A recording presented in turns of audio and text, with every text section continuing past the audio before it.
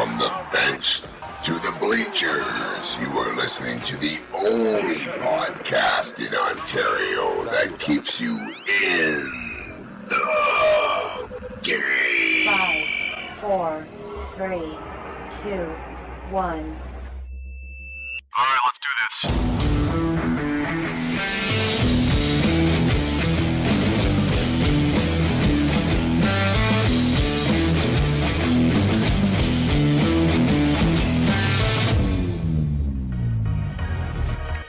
My next guest is well known for cranking out tunes in the 90s and is still kicking some ass on the airwaves. He is from Michigan and is the lead singer of a band called the Verve Pipe. Yes, I'm talking about Brian Vander Ark. You are in the game. But I wanted to share a little bit more positivity, and we're on episode 14 with you. And it's actually gone really, really well. I mean, I've connected with obviously people like Right Said Fred from the UK, different genres of music, right? Because I used to be pegged into your box of music when I was younger. That's what I listened to. So for the musical guest side of it, I've kind of been going down to my life playlist, right? So my life playlist includes you. I mean, you're one of the artists that... Yeah, no. So, I mean, I remember you from the beginning for me, roughly around, I guess, obviously the song Freshman from Villains. It was around 1997. I was actually a young hockey player and cross-country runner. I left Canada, went to Connecticut to a private school to try to get into university. And, you know, I was kind of that guy in the middle that was, you know, I'm hearing impaired and deaf. So kids used to pick on me the way I speak. So I use athletics to fit in. That's where it started as a young age because my dad played football and that. But as I grew into high school, I picked up friends who were musicians. And music was a huge part of my life. Music was the thing that picked me up when I was down or when I had the hurdles or when I was frustrated. So my childhood friend who we're still pretty good friends with now, his father is from California, but they moved up to Canada. His dad played with like Richard Danko, Levon Helms, like guys from the band, right? So yeah. I didn't know who they were when I was younger because I wasn't into that music. You know, it started off with like Nirvana, Smashing Pumpkins, like, you know, your early 90s grunge is where we picked up with our friendship. And I can say it developed into tough times of going to Connecticut with me, where I kind of was introduced to you. So what I want to learn and what I want to share with my viewers, I want it to end up with like your Patreon page and to help you out in the end with what's going on currently. But what I want to know from you is I need to know where it all started. I need to go before I met you. I want to know how you got to that point and where we are now. So where did this all start for you as far as music? Do you recall what age or what the influence was to get you into music? Sure. My parents were singers in the church, soloists, I guess, duettists. You know, my dad my dad had the Buddy Holly glasses and my mom had the hair held high and tight with Aquanet chemicals, you know. And they was that like the not quite the beehive bun or the like close to the beehive. I think the beehive she would have equated that to sinning, I think. You know, everything in our house was a sin. You had to be really careful. We were very, very religious growing up. But they kind of taught me the idea of performance and that kind of thing, but for the church and for going to the local old folks' home and sing for them and that kind of thing. The whole family would go. I had 5 brothers and sisters. So that's where the musical interest of performing started. Now, I actually started performing at the Holiday Inn bars when I was 16 years old, and I would play, you know, the James Taylor and Cat Stevens and Harry Chapin and all these other 70s icons, play their music. You know, someone would yell, "Play James Taylor, I'll give you $1," and I'd play James Taylor for $1, that kind of thing. You know, I did that all through high school. Well, it's interesting that you brought up, because, you know, there's a little bit of an age gap. Like, I'm 41. You're obviously, like I said, you were playing to me in my teens, and you were a little bit older than me, but you brought up Buddy Holly. You brought up that with your parents. when I was probably 13 or 12, my influences were, Fats Domino. It was Buddy Holly. It was Elvis Presley. That was from my parents, who are now in their mid 60s. And it's funny how you're hitting the 70s era, and Yeah. when I was young, I'm talking 50s and 60s, and Yeah. and I think I think kids are missing that. Do you agree, or like? Absolutely. I mean, our kids aren't, because we're very musical in the house. My wife's a musician as well, and she has influences. My daughter's really into Etta James right now, so she's 14 years old, so she's my eldest. And the other kids, there's music going on in the house all the time. I mean, it's really up to the parent to try to, if you want to have your kids have an eclectic taste, let them listen to the new stuff. But also, when you're riding in the car, what a great opportunity to play something for them and say, hey, listen to this, or listen to this. That kind of, I wouldn't play In-A-Gadda-Da-Vida for my kids. I'd play something under, 3 minutes, because I'm going to lose them quickly. But no, I think it's important to do that, to make sure that they broaden their horizons. When I was growing up, we couldn't listen to secular music. Everything had to be Christian music up until I was probably in first grade, second grade, and so everything was the vanilla versions of pop songs. Like there was a singing group called the Ray Conniff Singers. And Ray Conniff would put out vanilla versions of "You Are the Sunshine of My Life" and these other hits. Very much A Mighty Wind, if you know that movie at all. It was like that, And then when I finally discovered, that, it was a blind African American man who sang "You Are the Sunshine of My Life" for real, and like really sang it, I was thrilled when we started listening to those songs, and with a whole new perspective of what music was once that ban was lifted on secular music. Well, that's the thing, and I mean, it's funny how you're bringing that up, and you're bringing the old music, the African American, and it's like I go back to 1994, pulling out Nirvana Unplugged, and they jammed out the tune "Where'd You Sleep Last Night" by Ledbetter, and I mean, I didn't know who the guy was, and then I went back and I heard the original recording of it, and we're talking 1930s blues, African American. I think he was imprisoned, and you look at it and you go, like, how does Kurt Cobain associate to 1930s? Like, you know what I mean? Yeah. But that's the creative realm, and that's where, like, when you said you have to kind of introduce that, or you should, like, I believe you should, to the youth. Because they're attached to what's happening today. But I tried to explain to my kids, well, this band wouldn't have got there if we didn't trace through, all the way back to the 90s, then Guns N' Roses or Pink Floyd, and then all the way back to Elvis, or even Elvis got it from the blues, from the rockabilly, from the South, right? So that kind of ties into nowadays. I guess I'll ask the question now before I forget it, because I know I was going to ask you.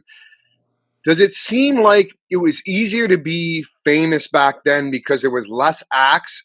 You talk about, it's just weird. You have Elvis, you have Buddy Holly, and then it got into where you had the Beatles, and then a few more acts in the 70s, like the Rolling Stones, Pink Floyd, and then the 80s, it was like, you might have had Aerosmith and Guns N' Roses, and then the 90s came, like Nirvana, and it's almost like, boom, like when you talk about the industry now with the music I listen to, maybe self-managed, or like Pearl Jam or Foo Fighters. But I mean, back then it was like you had the one big band all the time, and now it seems like all these other bands popping up, and it's not not one hit wonders, but it's just not like dominance, I guess is the word. Like, you don't. Is that true? No, I would say the same thing. I don't know if it's necessarily easier to be famous back then, because now you can be YouTube famous, you can do your own thing. And back then, you wouldn't have had that, without the internet. However, I will say that you're right. It seemed like there were only a handful of bands throughout my childhood that were out there, other than the one hit, what we would consider, the one hit wonders or whatever they are. But there was no, we're in the era, the 90s was the beginning of the iTunes, boom. Right. That's after the Napster thing, right? Right, after the Napster thing. But what iTunes did was it gave you the ability to buy singles again, right? So suddenly people were paying attention to one song and not the album. And when when you've got a record label that's pushing the one song and not the album, you know that there's a real lack of artist development there. They just want the hit song. Artist development back in the 60s and 70s was about, hey, let's make an album, an album of, 10 songs, and then a year later we're going to make another album. Look at how many recordings the Beatles did, very quickly within a couple of years. I mean, that's the way it was. So there was this artist development thing that happened back then that does not happen now at all. There's no time to develop any act anymore. It's got to be hit or miss, and if it's a miss, they're gone, and we're on to the next thing. Also, the fact that there are so many bands out there now, it's so easy to make a really good home recording that, it's kind of a double-edged sword. Wonderful that a band has more opportunities, but unfortunately now there's this minutia of shitty music out there, that gets to the mainstream. And you go, wow, this is really terrible, but it's out there because this person might be a YouTube star or whatever. They know how to, produce an album or produce a single.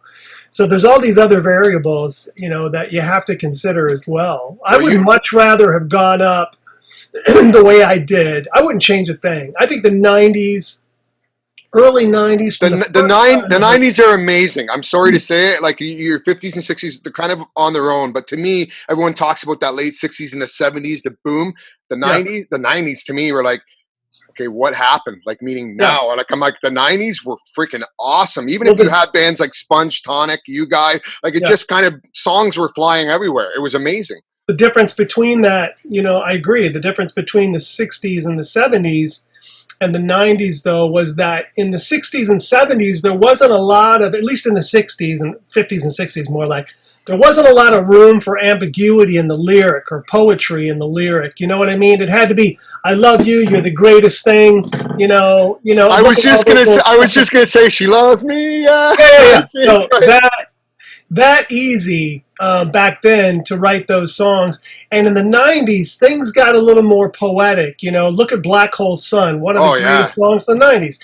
What does that even mean? Look at the lyrics and what does it mean? I have no idea, but I love it. So this is a more artistic venture that got to the mainstream. And there wouldn't have been an opportunity on radio, at least back in the 60s and 70s, to have that same success on something that was, like I said, ambiguously written.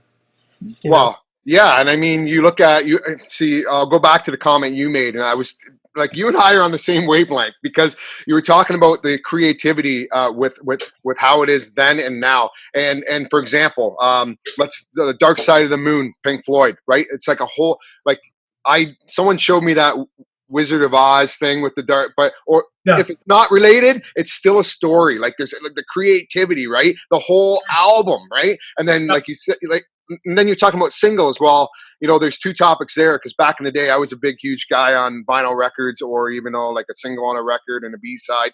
But now, like you said, people are mass producing is the word. It's mass producing garbage, in my opinion. When you said the same word, it's just like all of a sudden, we're all a bunch of home, producers, but really mainstream and commercialization has killed, in my opinion, the industry. It might be helping you, whereas, but again, I don't think you guys are being paid probably as much with the Spotify and all that stuff. I'm sure the record companies are taking a chunk and you're getting your royalties. But I mean, it's a fine line where, some of the stuff is good that we have now because it helps keep you out there as far as marketing, being relevant, helping you that way. It's a little bit easier sometimes. But like I said, I find the creativity, it seems like it's been sucked right out of the vortex of the music industry. Well, also, when you have so many music artists out there, people that can produce their own stuff. Listen, compare it to the art world, like painting, okay? Anybody can go and buy the materials, the canvas and the paint, and paint something and call themselves an artist. But are going to discover their art and go, wow, this is spectacular? The chances of that happening are very, very slim for someone who's not, a trained artist.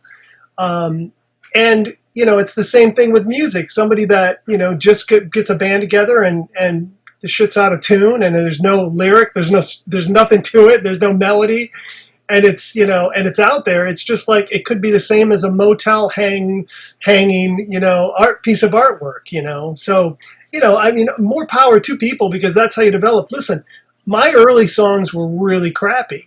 I mean, that's for sure. I wrote terrible songs in the 80s before I actually hit upon the Freshman and these other songs. Well, what were you writing in the 90s? Early, not because I mean, if I remember, like you guys formed with the Verve Pipe, like we're talking around like 91 or 92, right? Or 93? Yeah, 92. I mean, I was in another band called Johnny with an I, and that band I was in that band when I wrote the Freshman, actually. So that was not 90. Yeah, 1990, I wrote the Freshman, and it took 7 years for it to get up to you. Wow, wow, 7 years, eh? Now is that musical composition changes, or is that lyrical, or is that feeling? No lyric change, and really no musical. It's arrangement more than anything. It's use of guitars and drums and quality players. Johnny with an I was not a very good band. And besides that doesn't even have any consequence here, because I only played the Freshman solo. I'd come out at the end of a set and play it by myself, or that kind of thing, until the band got together, and then the Verve Pipe got it and put it on our very first album, and that was an acoustic version. And then RCA said, "Listen, this is clearly going to be a giant hit song because everybody sings it in the clubs you play. Let's redo it with a alternative modern rock feel to it." And that's what we did. And we had a miss with the first time. The first version that was on Villains was a miss. It was 6 minutes long or something. It was produced by Jerry Harrison, who produced Live and a couple other bands. And then we went back in the studio and we re-recorded it again with Jack Joseph Puig, and that's the version most people know now, the MTV version. Yeah. So, even through 3 recordings, it took 3 recordings in 7 years to get that song to be a hit song. I mean, there's no label in the world that's going to give you that kind of development time. No. What's funny? You mentioned acoustic version or acoustic, right? Yeah. When it comes to artists, it's crazy. Like I grew up with the original version, but then now as I'm getting older, I'm finding and looking for everybody's acoustic versions, and why to me is it shows the artist's capability and how good they are to pull it off acoustically. If it sounds amazing acoustically, that speaks volumes of their singing ability or their playing ability. Do you agree on that one? I definitely agree. I listen to acoustic versions for a different reason than you do, but I completely understand why you would do that. I like to listen to it because the reason that you said is that, if it sounds great on acoustic, it's a great song. That's true.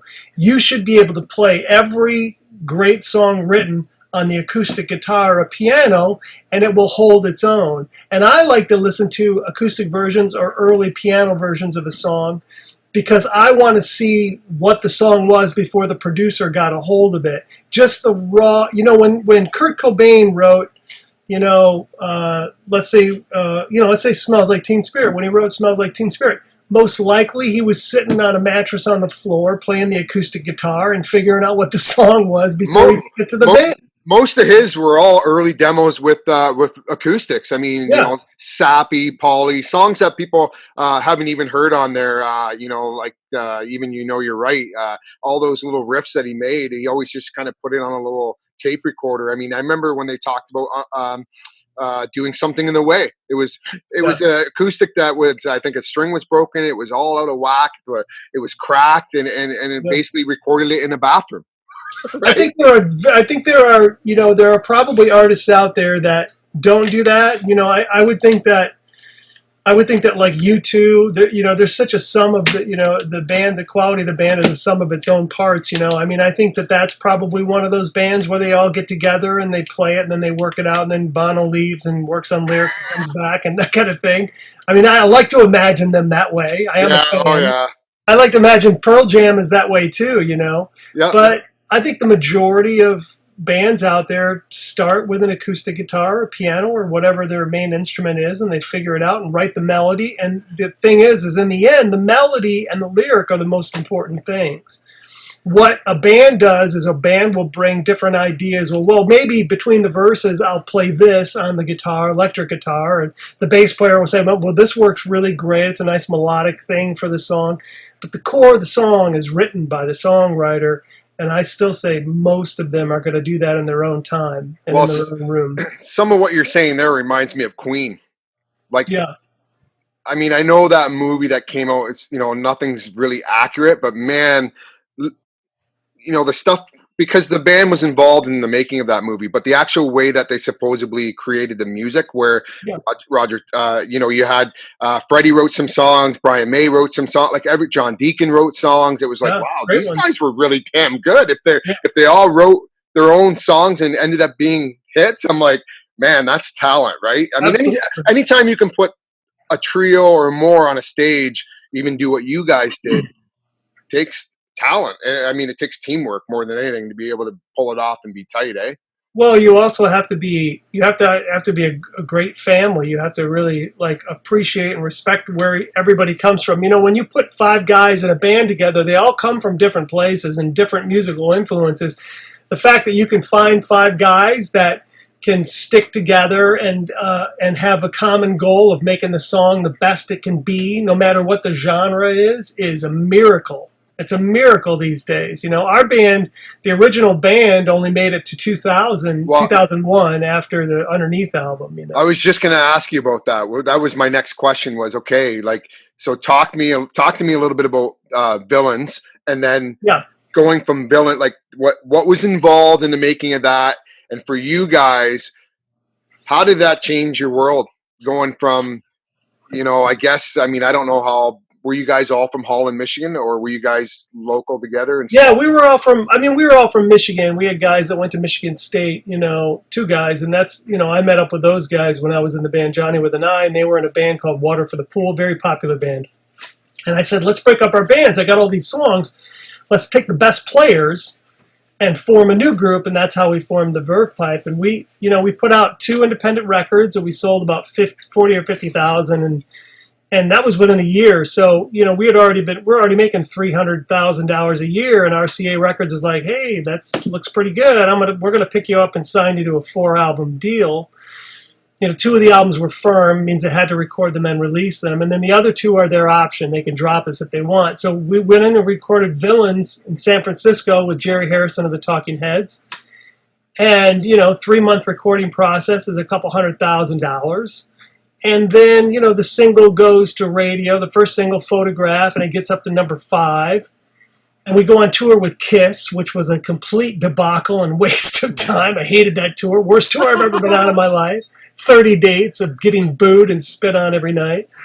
And then, we're going to go to the next single, and it fails. And then we have to jump straight to the Freshman, and the Freshman blew up for us. So Freshman was so huge.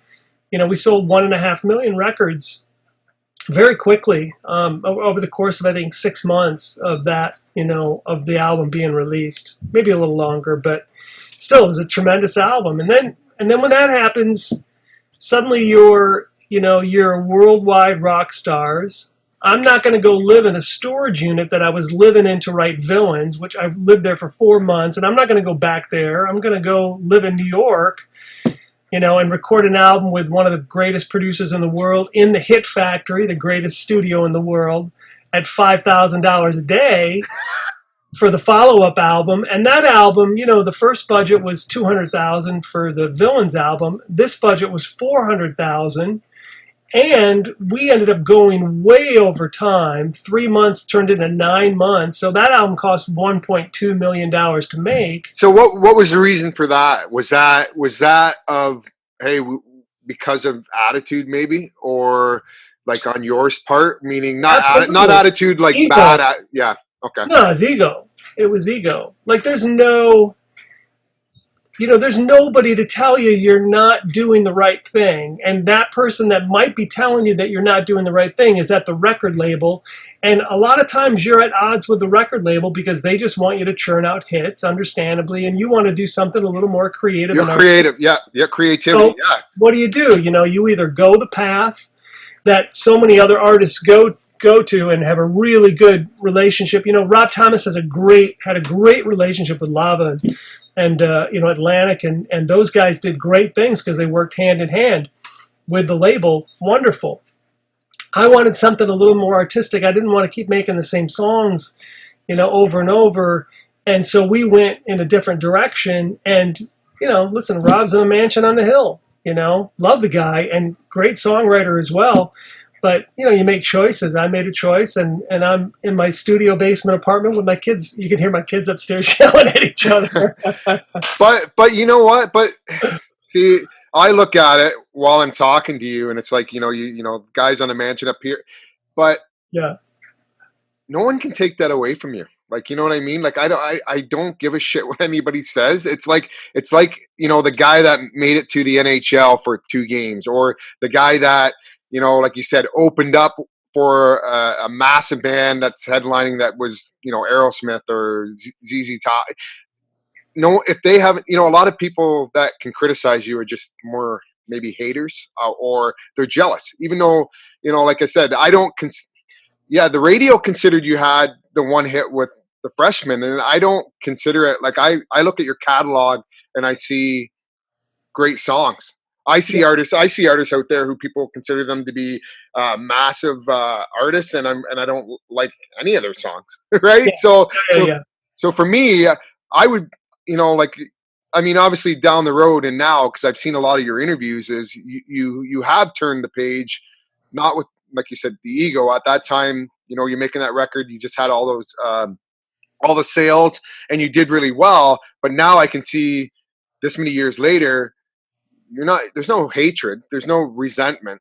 Oh my God, no. You look good. Like, I mean, physically, emotionally, no, but we all have bad days, but even emotionally, man, I see you smiling and laughing in a lot of your interviews, and that's really great. I enjoy that.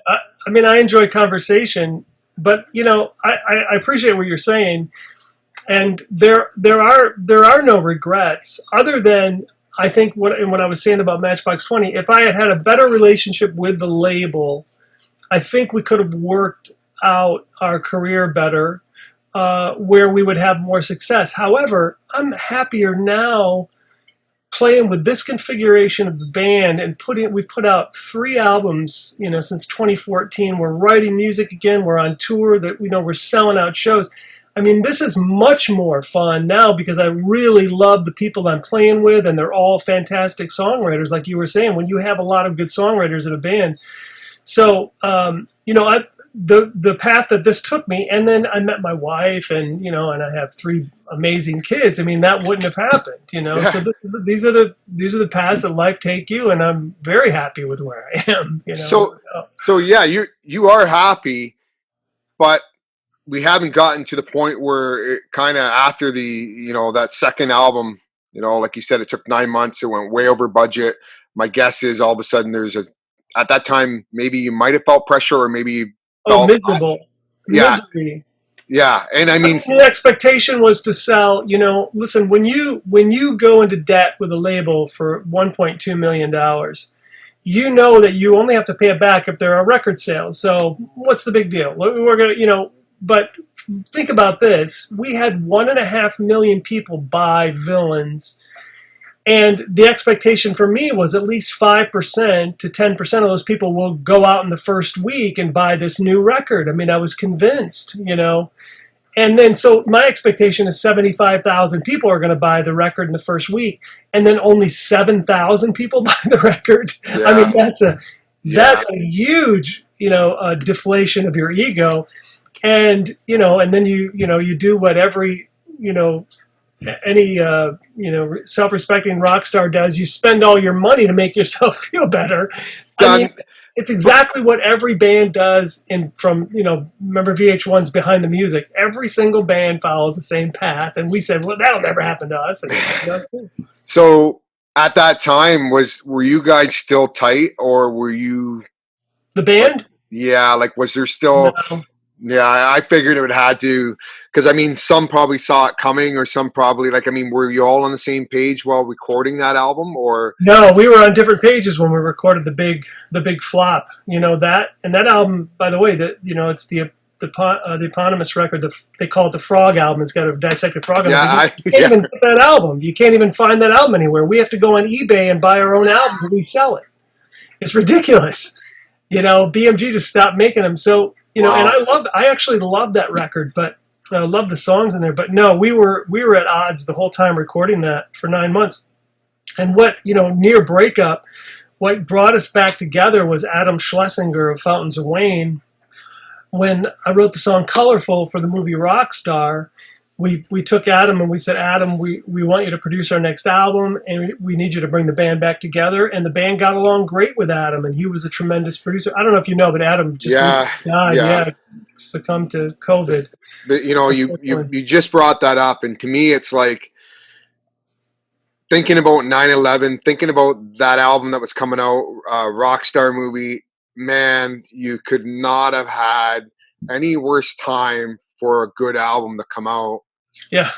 To just, you know what? Might as well kick your teeth out while you're down, right? Like, that's how I feel about it, right? Because that album was good for me. Like, I enjoyed it. And again, it's funny how that album, and to me, the Rockstar flopped, and I thought it was a brilliant movie. I mean, for me, I watched it over and over and over with my friends, and I thought it was cool. I liked that there was actual musicians in it.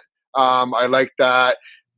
I didn't think the storyline was terrible. And I didn't know until a couple years after. I obviously wasn't paying attention that you wrote the song at the end of it, because now that was probably only about 2 or 3 years after. I'm like, oh, because I start to build a playlist as technology improves and we get these iPod, like you can add playlists and it's easier to do that. I'm like adding the song, and I'm like, oh, I said I didn't know you wrote that. But that's funny. I mean, we tried to get, I tried to get RCA to pick up that song or that movie soundtrack. I mean, I had them go, with the producers of the movie, and I had a special screening so they could see the movie and everything.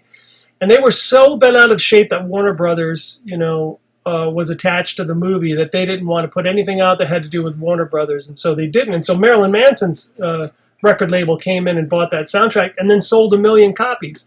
The soundtrack did much better than the movie in the beginning, but over time, we call it a flop, and you're right. At the time, it was like it released number 5 or whatever that week, but it released on 9/11, like the 9/11. So what, you can't go out and promote anything, but over time, that movie's been shown so many times on TV, the watered down version on TV, and that song, I still get huge, not huge, but I mean, nice residual checks from not only being in the movie, but also the song being on there.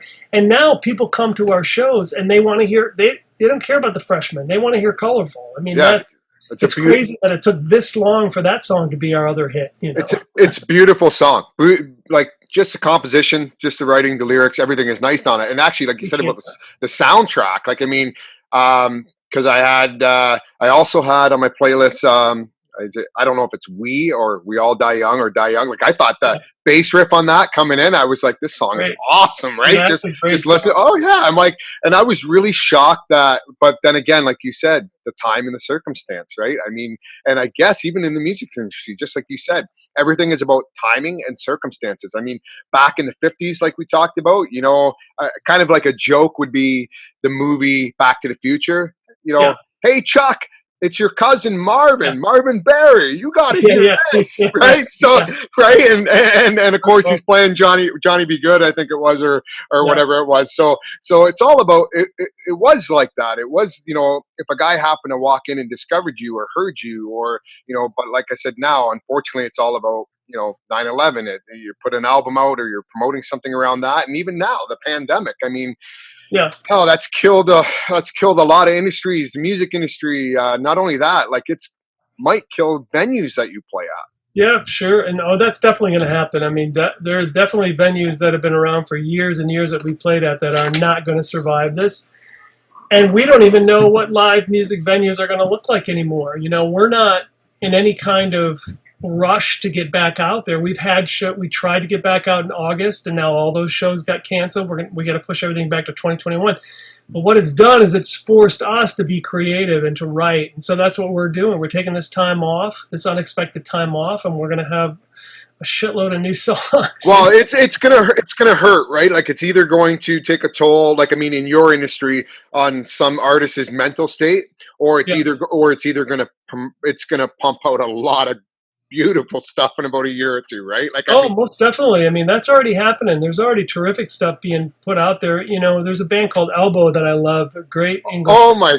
You just say Elbow? Oh yeah, I'm a huge fan. I was just talking to Right Said Fred 2 weeks ago from the UK, and they brought up Elbow. Right? Oh, that's funny. Yeah, everybody loves them. I mean, they're this band. I feel like, with this voice and with Guy's voice and the band, they keep reinventing themselves in musical ways, and they're out there for the fans. My wife and I, we never go to shows, and yet we travel. We'll make destination dates to go see Elbow because they're that important to us, and they have a voice, and they're still creating right now, and they're a fantastic band. I highly recommend them. I don't know what you guys are doing over there, but I know in Ontario, so we have a couple local bands. Monster Truck is one that's huge, and I think Glorious Sons, but a couple of them now, they're actually doing drive-in shows, like a drive-in movie. They're doing it's some place. We have theaters around that can hold a lot of people, and you got to bring your own snacks. There's none of that like opening up concessions. It's at the drive. You buy your ticket from the artist, and then they drive in and they perform. Or it's either it'll be on a screen, or either they'll do live on a stage, but it's everyone's separated, right? Meaning I don't know. Smart way if you're going to do it. Smart way to do it. I just saw Ticketmaster announced that they have Blake Shelton doing that as well, and Garth Brooks, and Ticketmaster gets a hold of it. It's going to be more expensive than you might want to be, but you can fit up to 6 people in your car, your family members, and go and do that. Hey, great. I come from a different place where you can't control people, from going from one car to the next car and that kind of thing. And so I happen to think I understand that, I'm not on the same page with the giant artists like the Blake Sheltons and the Garth Brooks and those guys doing those kinds of shows because they don't have to go out and perform right now. They can be the ones to take it up. Let local bands have the opportunity to take those stages with other local bands and do that kind of thing because they need that kind of support. Yeah. When you're just fulfilling some, enormous ego and need to be out in front of people, believe me, I had a bigger and better ego than anybody out there at one point. I to this day, I would not even go do it. I mean, I think that should be held for young bands and bands that want a stage to play to develop them. Everybody else can just wait. We can all wait for Blake Shelton to go see Blake in a year. You know what I mean? That's the toughest part because the Canadian acts, they're massive here, huge. But it's not the same. It's not the same as the USA, meaning they can't break into the States. And some of these bands, they're almost like, if you listen to them, you'd go, yeah, like these guys are damn good. Like they would be top 40 all day long on some of their, like not just one song. They got 3 or 4 songs on every album, but they just can't break in there. So here, again, it's like they're struggling, right? So that's why they try to do those shows. I mean, I remember a great idea then, 100% for that. Yeah, and I mean, why is that? You guys would have played in Canada, correct? Yeah, we did. Oh yeah, many times. So why are we so close? I know our bands will travel down south. I know you guys will travel up here. Yep. Why are they not able to? I mean, if I gave you 20 of my favorite Canadian artists, whether it's Tragically Hip or Glorious Sons or the Trues, or they just can't. Do you know what? Like, I mean, again, if you listen to them, you might say, "Damn, this is really good." But of course, isn't Our Lady Peace another? Our Lady Peace, dude, like I mean, they're a little bit, they're kind of, but I mean, for 15 to 20 years, they cranked out at least 2 or 3 amazing songs on every album. But all of a sudden, like they had a big moment. They had a moment here in the '90s when we did, and then they've stood the test of time. I still know people that love them and look forward to the new albums and go see them play. And so I would say they're one of those bands that was able to cross over. We didn't have the success up in Canada that they had here. And I only make the comparison to them because we kind of had a similar vibe in the 90s, and we both had pretty big songs, and that kind of thing. But I think that they did much better here. I'm sure they did much better here than we did up there. I don't know. I don't know the reason. There's, I don't know if radio is proprietary, in the States for, like the only band I can say that might have, and again, I don't take it the wrong way when I say this, but I had a discussion with Elmo Kirkwood from the Meat Puppets about this, and it was like, I always viewed him as like a cult band here, but Rush, right? Oh yeah, of course. But I mean, they had success. I don't know what it was like in the States, but I mean, huge. There are three of the most amazing guys put together on the stage. Well, that's undeniable. I mean, Rush is undeniable. And from the first time I've ever heard of Rush, I mean, when I was in early high school, this is like it'd be late 70s, when Neil Peart was started writing the lyrics, that's when it all came together. Oh, yeah. Well, I mean, you had amazing drumming, amazing guitar playing, and bass playing. I remember when I was a kid growing up, I listened to it, and I thought Geddy was a chick, right? At first, right? Yeah, I never saw. I just heard the voice as a young kid, and then all of a sudden got to know him, and I'm just mind-boggling with the three guys on one stage at one point doing that. And again, I can say they're probably the only guys that I know of that have had that major success, other than maybe Neil Young and a few other Canadian artists. But it's weird. No, we took Neil Young from you guys long ago. No. You guys took Justin Bieber from us. No, thanks. Thank you. Actually, Bieber apparently grew up like 35 minutes from me in Stratford, Ontario. But yeah, you guys can keep Bieber. No, thanks. Take him back, please. I don't know why that is. I mean, but there's now there's so many bands, and radio just doesn't have, radio's just not that valid anymore. There's no appeal there. Yeah, so I mean, other than satellite radio, but satellite radio is specific to each channel, and it's like, I just don't hear any Canadian bands other than my own collection of Neil Young. There you go, and Rush albums. Triumph. I have a Triumph album. What is in your collection, Brian? Oh man, I have all the old '70s. The LPs that I bought, when I was a kid. My roommate threw them out, and it was like CDs came out, and I'm like, why don't you just throw the CDs or throw my albums away? Because, CDs, you're never going to go back from CDs. And so, but the sound, they're just, I know, it's such a big difference. So I'm back on albums again, and it's all old. It's all like Elvis Costello, huge fan, XTC albums, Beatles, of course, anything that had a little psychedelic edge to it. Pink Floyd, Elton John, all the singer-songwriters, James Taylor. I've got all those old records. I've been collecting the ones that were so important to me when I was a kid. Some new vinyl, but not, I don't even have new vinyl of Elbow, everything I have on Elbow is digital. But that's about it. I don't listen to that much music too, though, because I'm trying to create music all the time. So how much have you changed? And I mean, if your musical taste maybe has stayed the same as influences, have you, I don't want to use, teenage angst or what. I hate my dad. Right? No, but I joke about it because I do laugh that it's like when I look back at it, like I'm on the cusp of Generation X, right? And I look at it and I go, everything back then was, I'm like, geez, man, was this really that bad?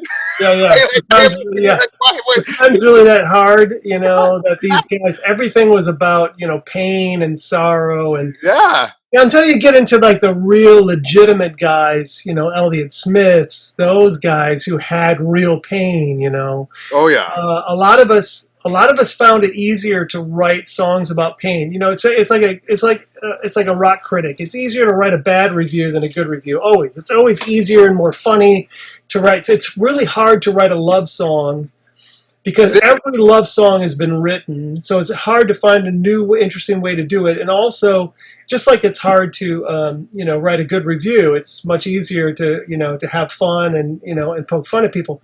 But, over the years, I've realized that, that none of that matters. If I can get to a song and get to what the song should be about faster, then I usually take that route because somebody's telling me that this is the way it should be. If I'm struggling with the song, like I did with the Freshman, I struggled with the Freshman for many years on that lyric.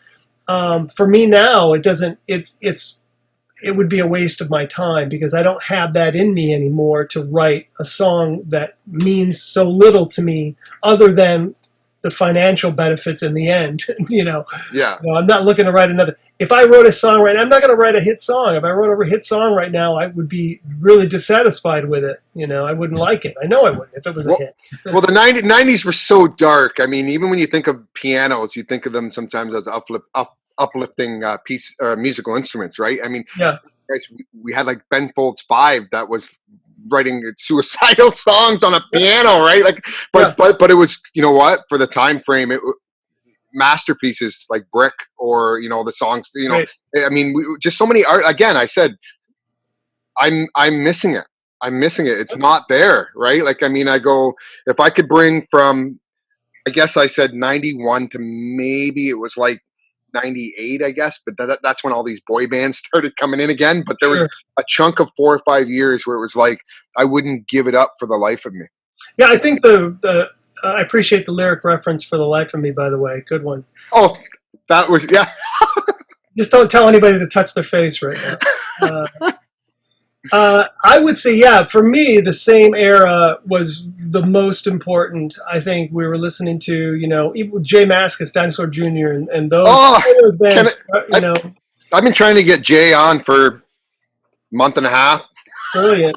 Brilliant. I mean, all those bands, that's when I discovered Sonic Youth and Mudhoney, you mentioned. Oh, Screaming Trees, too, all those guys. And I was a huge Pixies fan, and when Doolittle came out in 89, I think, and 89 was a terrible, 88, 89, 90 were terrible. It was a terrible time for music. I mean, awful. I mean, I don't remember, other than that, U2 maybe put out Achtung Baby, I think, in 90 or 89. Yeah. But other than that, it was awful. I mean, there was, it was all Color Me Bad, and it was just it was a mess. New Kids on the Block and Vanilla Ice. I mean, Whoa. Take it easy. Oh, there you go. When I was, so let's figure it out, 88, 89. So I'm born in 79. So when I was 10, my first concert ever was on my mom's shoulders at the CNE in Toronto to see New Kids on the Block. So I will admit to it. I thought you were going to say it was Vanilla Ice was your first concert. No, but I did dance to it at teen dances. But I grew up. You know what? I never went to my second concert until I was about 35 years old. Yeah. And it was Pearl Jam. All right. There you go. Well, you made up for it for sure. But now listen, I have nothing against New Kids on the Block. I just mentioned.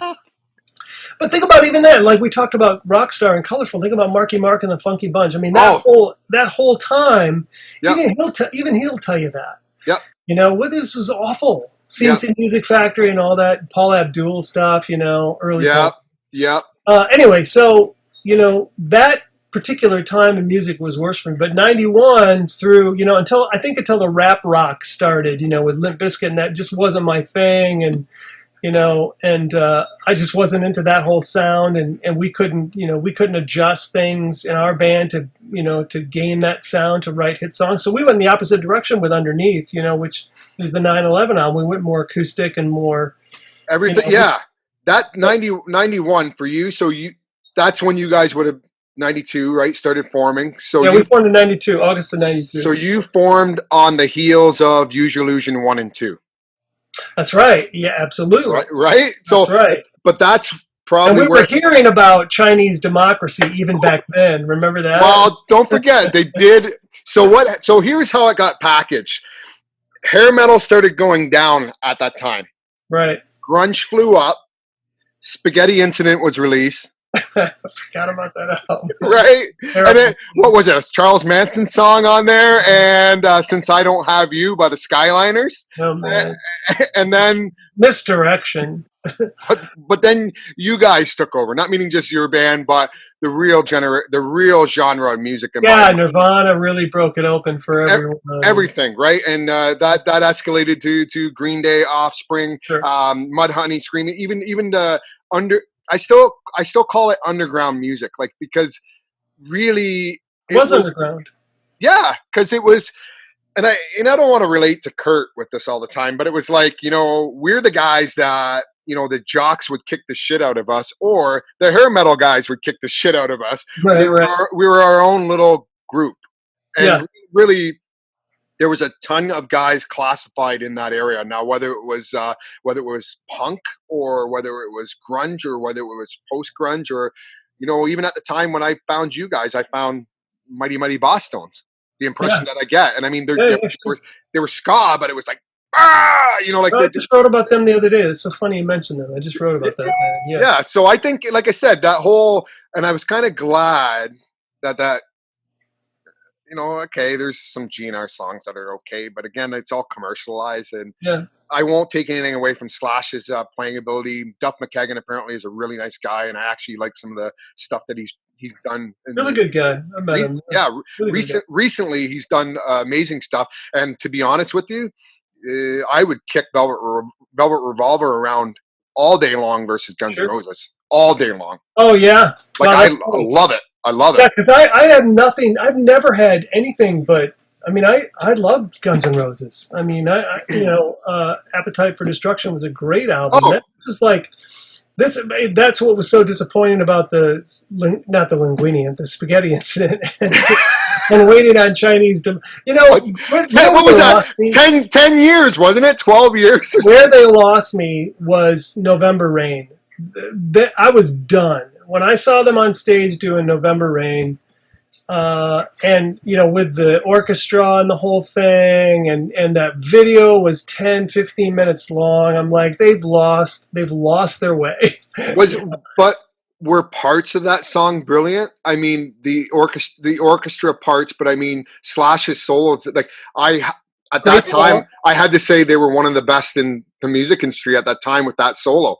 Great solo, agreed. They've never lost the musicianship. No. I think they lost their artistry. I think they forced their artistry with that video.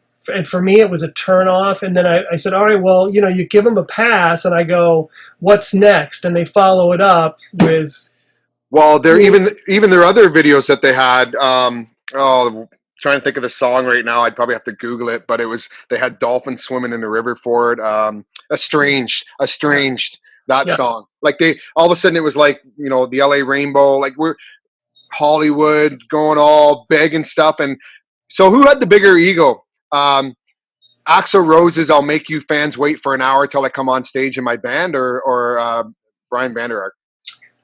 And you were going on your second album. I tell you what, I'd never make a fan wait. I mean, I'm always anxious to get on stage. I don't even like it when there's a half hour between bands. I'm like, get the shit off the stage. Yeah. I want to get on there and start playing because people are waiting and they came to see us, and maybe there's 2 or 3 bands that played before us that people don't know about, that kind of thing. But I will say this. I had such an ego back then that we had a flight to Portland, Oregon for a show, and I got booked accidentally in a middle seat. Ooh. And I was not going to get on that flight, and we were going to miss the show. That's how much of an asshole I was. Was that economy class or first class? Oh, that was economy. Middle seat in economy. How worse can you get? Middle seat in economy, right? However, you make the show no matter what. I learned that from Henry Rollins. No matter what, you got to make that show. And I almost considered not getting on that plane because of that. That's how big my ego was. Yeah, Henry Rollins. There's another gem, in the industry. Great. Oh, great. Awesome guy. So I want to talk. So I want to get back on track. I mean, it's great. That's okay. We're like I said, we're a few years apart, but man, our musical taste and our thinking is kind of alike, and it's kind of awesome to see that, because it's on this side of the fence. Back then, it's like I said, I a fan, right? Like, I mean, at that time as a fan, and as I get into other industries with, athletes and musicians and talking to them, you're just normal people to me. I don't take it the wrong way, but somebody else who's out there, no, but that's what I mean, right? Like meaning the people that still buy your stuff on Spotify or whatever, and then listen to you.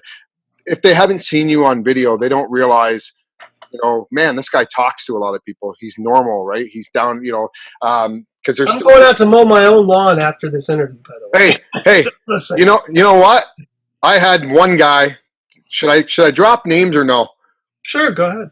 Royce Langdon.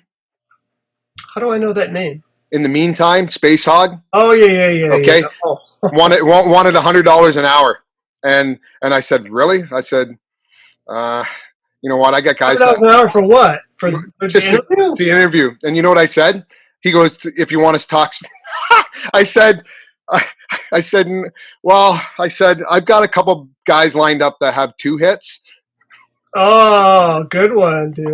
Right? I'm like, you know what I mean? 2 or 3 hits. I'm like, in the meantime was great, man. And I think Cruel to Be Kind was not even his song, right? So I don't even remember that. I don't remember Cruel to Be Kind. So, but yeah, it was like $100. I'm like, dude, listen, like, I'm just trying to make, you know what? These interviews, because some of the stuff that you talked about already, someone watches them or listens to them on Spotify or Apple or whatever, and they're going through a tough time. And like how you said before, how you went through tough times, and this is where I wanted to close out the interview, was where you went from 2001 till now, because you would have went through a meat grinder emotionally. Yeah. And these interviews will help that one person, whether they're struggling mentally or whether they're saying, hey, hang in there. At the end of the day, if you think about tomorrow, the next day, things are going to get better if you just keep grinding through it, right? And I mean, you would have done that. You would have done that in 2001. We did go through that. We went through that very thing where we had to reinvent ourselves. I had to go back to that storage unit that I lived in to write the next album. And then, from there, the band, decides people want to go their separate ways. And then we don't make music for, 4 or 5 years. And then suddenly it's like, hey, let's get back in the studio, but let's make a kids album and have some fun again. And so we made a couple of kids albums and we started having fun in the studio. And then that played out. We were like, all right, we're done with this. We want to make real music again. And then I have to get new members to come along with me because the other guys are just done. And where I end up now is like happier than I've ever been because I've got people around me that I consider to be family. These guys have been in the band longer now than the original band was together. And we're making music and putting music out there. And this is all I ever wanted to do. It's all I ever wanted to do is not worry about writing for radio, write for ourselves, go out and tour on an album and have people appreciate what we're doing, the old stuff and the new stuff. I mean, it's a great life. Any musician, I feel sorry for what's his name, Space Hog dude. Because honestly, that's a sad... Royston Lambert. That's a sad man. I feel bad for him. That is a sad man. Yeah. That needs that kind of, and what is $100? Listen, I could have paid it. It was just, I could have paid it. It's just like, but I guarantee you, Chris, that guy got a check in the mail for over $100 that he wasn't expecting at some point. Yeah. That happens all the time. Like, oh, bonus, we just got a $150 check for whatever, for some commercial from 30 years ago. Oh. That guy doesn't need your $100. He's just a sad asshole. Well, see, and to me, it's like, I have a bunch of pro athletes all lined up. Like tomorrow, I have Adam Paskowitz, that was on with the Flies, right? Adam's tour, like globetrotting around the world. That's what he does with the sea and the ocean with his kids. But then even Tuesday, it's J.R. Richards, who was with Dishwalla. Love J.R. Yeah, of course. Great guy. And I said, hey, we had a nice thing, good friendship over the years. Really great guy, terrific guy. Yeah, and then I also have Christopher Thorne from Blind Melon coming on, right? Yeah. So to me, it's like I said, everybody's amazing. I love you guys as artists, and like I said, when you said about when I got the one email about $100, I'm like, really, dude? Like, I will take Christopher Thorne. I will take Brian Vander Ark. I had Elmo Kirkwood from the Meat Puppets on. I had Right Said Fred, who I appreciated more than that guy emailing me back because, they actually released an EP and one of their songs, like I said, it was cool. What we're going through right now with this virus, it sounded great. And there's a little festival about 30 minutes away from me called London, which is funny because the UK, London, Ontario, London. And they wanted the information after of what the festival was called because they want to try to get on the bill. And they were like, so if we get on the bill in 2021, we'll make sure we connect and hang out and see each other. And I said, yeah, man, for sure. Like, and they've had some success after my podcast, not saying just because of me, but their new EP with the one single, it had over 200,000 plays on the one single. Right. So I'm like, awesome for you guys. Right. So for them. That's what it's about, right? So even with you, it's like one of those things. Like I want to make sure, like, what are you doing now? I want to make sure that when people are listening, I know you have a Patreon page, and I'm still learning about Patreon. Like I said, I'm not a techie dude. I'm an athlete, and I'm a great musical guy. What can you explain a little bit about your page and how people that are listening that might be fans of yours, or if they're just discovering you? Yeah, well, just go to patreon.com.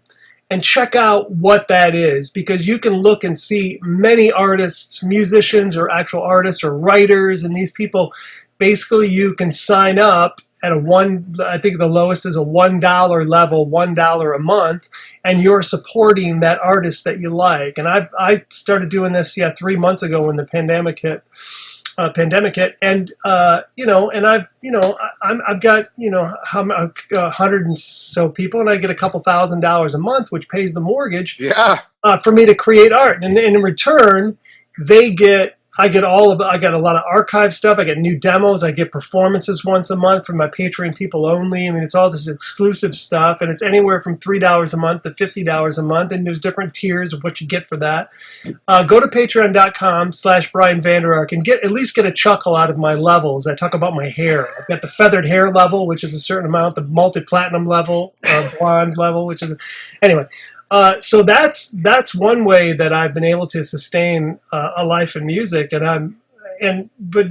not only for me, but whatever independent underground artist you appreciate as a fan, you might be able to find them on there and support them too. Some of my supporters support 10 artists on Patreon. It's great. Well, it's right now, especially, it's very difficult for you, right? I mean, meaning artists, right? So I want to make sure that people are aware of what you're doing and how they can help out, because I mean that's going to allow you to, you have a family, you got 3 kids, and you still want to create art or music, and that's going to allow you to do that, right? And people don't think that, like that's the problem. If I play your song, like, see, that's how I knew you're going to be a great guest, because when I talked to my wife, I said, "Yep." I said, and I know who you are, but I go, "So I'm working on Brian," and she's like, "Okay," and because she was country and like dance music back in the thing, right? So this is the perfect person to test my guests on, right? And I said, "Oh, yeah." So I was like, "Do you remember him?" And she's like, "No," right? And she's about 5 years older than me, so I would hit the button, and I'd start with Freshman, right? And she's like, "Oh yeah, I know that song," right? So right away, I'm like, someone who didn't listen to that music, someone who's in a different genre, and she knows it. So I'm like, perfect. He's going to be a good guest, right? Because she's not into that music, but she knows when she hears it, bang, right? So that's how I use her as my guinea pig to test on music. Very smart. So I want people that are not into your music, because again, you have evolved too. You're not, like you said, you're not the same guy you were in 97 or 92. I would recommend too, if I could recommend to your people, check out our latest work. We have an album called Parachute that we're very proud of, and you'll hear the musical things that you and I talked about earlier. The fact that you can play any of these songs sitting and playing an acoustic guitar. They're songs that are as catchy as the stuff, that we've made in the 90s, and so much more fun for us to go out and play these songs live, along with the old stuff, of course. But check out the new stuff that we're playing as well, and I think it definitely holds up to what the band is. We've raised the bar over the years, and I think we're in a great place musically as well. And I'm always happy. Let's talk about what makes me happy for a second during this time. I love the fact that Right Said Fred has an EP, Oh. and that they're doing this kind of thing, and that they're anxious to play, and that they have a new song out, and I will definitely check it out because I'm curious. And that's a band that I would have written off years ago for I'm Too Sexy. You know what, and we talked about that. Their one, their one song on it, "Good Time" or "Everybody Good Times." It's more of it's got guitar riffs, but it's got the kicking dance music behind it. But the second one called "Tide," they were shocked because I said, I'm hearing Leonard Cohen in there because he's Canadian. And all of a sudden they went, whoa, because Leonard Cohen to Richard, the singer, is an influence. And it's that deep, the way it's delivered. And there's nothing special. Like when I don't say special, I mean, that's the wrong word to use. It's not like it's a simple song, very simple, but it's just enough to, and unfortunately when you said I'm Too Sexy, I questioned them about that because the second verse there, it said, and I kind of was like scratching my head like, what is this? And it's like, because it said something about being thankful, and it said cats or cars, cats, or cars, hats, and pussycats. I'm like, what the hell is that? So then I asked him, I went back to I'm Too Sexy, and there's I'm too sexy for my car, I'm too sexy for my hat, and I'm too sexy for my cat, my poor pussy cat. That's where it came. So it was a journey of going back all those years, and their song "Tide" was being thankful for what you have, because the lines at the end of the song are, you can't take it with you. Right. Meaning when it's done and you're dead and gone. So, but the music it was pretty cool. So that's awesome for sure. No, I'm glad you're really doing well. And like I said, I watched the interviews. And like I said, I'm on episode 13 or 14 and a pile of musical guests coming on. And I just like how you've evolved as a person, evolved as an artist. Even J.R. Richards, who we talked about, man, he's come a long way and is artistic as well. He's creating music videos too, which I'm a fan of. I asked when I had discussion with Meat Puppets, I said, what the hell happened in MTV? We went from music videos not November Rain, but music videos sometimes that told stories, to reality TV with I know. That's unfortunate too. I mean, I always loved the narrative in the videos because I always like to take the director and have the director of a video give his interpretation. I've created something, let somebody else interpret it into what they want, and then make something, and that thrills me. That's why we let our artists or our video directors do whatever they like, because that's the way it should be, Anyway, go off on a whole other thing. But. So I do want to let you go. I'll ask you a favor. You can say no. Do you have an acoustic around? Would you want to be the first guest who's ever played anything on my show? Because I haven't asked anybody. And I have the respect for you. I see looks like the Les Pauls hanging there, but I got this one too here. The only reason why I'm asking you to do this is 97 was a tough year for me. I lost my best friend, which was my grandfather, to cancer. Sorry about that. And that was 1997, and I was alone. I felt alone when I was at South Kent, which was a private school, because I was 8-hour drive away from Canada down to Connecticut. And that year was, I had a girlfriend back home. So as you can imagine, being a young or a teenager, that was a difficult year, and your song was heavily being rotated, and it meant a lot to me. So that's why I wanted to wait till you came on to see if you'd be the first one to actually play anything on the show. I'll definitely play for you. I'm going to play a brand new song. It's 12 minutes long. No, I want to. How about this? When I was young, I knew everything. She, a punk who rarely ever took advice. Now I'm guilt-stricken, sobbing with my head on the floor. Stop a baby's breath and a shoe full of rice. No, can't be held responsible, 'cause she was touching her face. I won't be held responsible.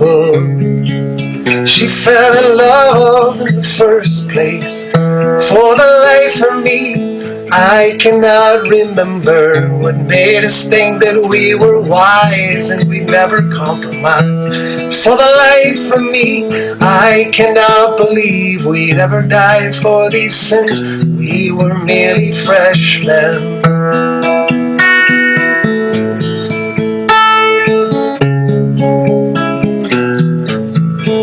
My best friend took a week's vacation to forget her. His girl took a week's worth of Valium and slept, and now he's guilt-stricken, sobbing with his head on the floor. Thinks about her now, how he never really wept, he says. He can be held responsible, 'cause she was touching her face. I won't be held responsible. She fell in love in the first place. For the life of me, I cannot remember what made us think that we were wise and we never compromised. For the life of me, I cannot believe we never died for these sins. We were merely freshmen. Hey, yeah, yeah, yeah, yeah. Tried to wash our hands of all of this. We never talk about lack in relationships and how we're guilt-stricken some with our heads on the floor. We fell through the ice when we tried not to slip. We'd say, hey, can't be held responsible, 'cause she was touching her face. I won't be held responsible.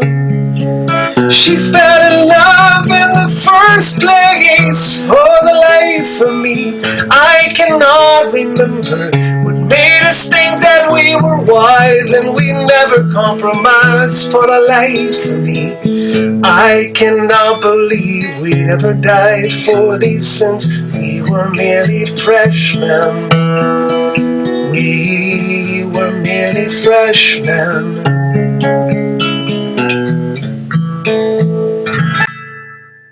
Awesome. Thank you, Brian. I appreciate that. So, yeah, I will let you go, but I'm going to pause. That'll be $100. Could you play in the meantime by Space Hog? Garbage. So what are you saying? You don't know how to play bass? Yeah, exactly.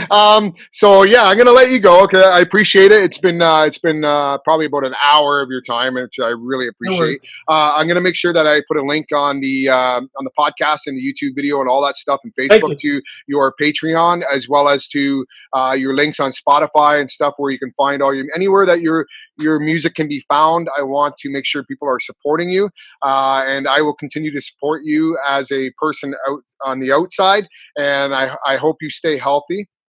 I hope your family stays healthy and safe during this time. And I look forward to seeing you rock and roll, man. I mean, one of my best friends I just connected with from that school I told you about is from Detroit.